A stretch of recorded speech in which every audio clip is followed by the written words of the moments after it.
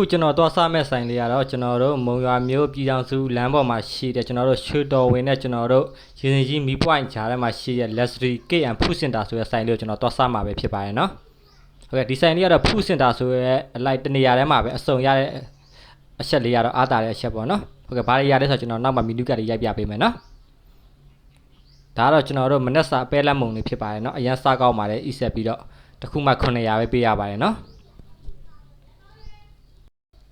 ဒါလေးကတော့ကြက်သားခယူဘက်ပါအရင်စားလို့ကောင်းပါတယ်အထက်က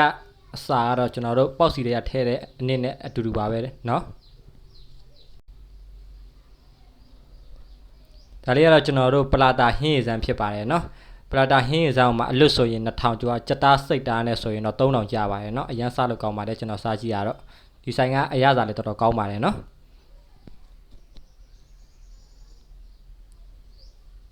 ဒါကတော့မုတ်တီတို့ဖြစ်ပါတယ်เนาะ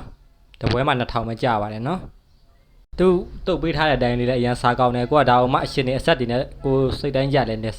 စားလို့လည်းရပါတယ်เนาะသူကသူအရှင်စော့ခြင်းအကုန်လုံးပေးပါတယ်ဒါတော့ကျွန်တော်စိတ်တိုင်းကြအဆက်တွေထည့်ထားတဲ့ဟာပေါ့เนาะဒါလေးကတော့ကျွန်တော်ဒီမှာငရုတ်တီးပါတယ်အရှင်ပါတယ်เนาะသူက Luxury KM Food Center ဆိုရဲလဲသူကတနေရာထဲမှာအစုံရတယ်เนาะကျွန်တော်တို့တီးနဲ့ပတ်သက်တဲ့ကြာကွေးလက်ဖက်ရည်စမှုစားလဲအကုန်ရတယ်သူကဒီမုံနဲ့ပတ်သက်တဲ့ထက်တရပလာတာလဲသူအကုန်ရတယ်ဗျာကျွန်တော်တို့ပြီးရင်ချမ်းစီချက်မီးရှည်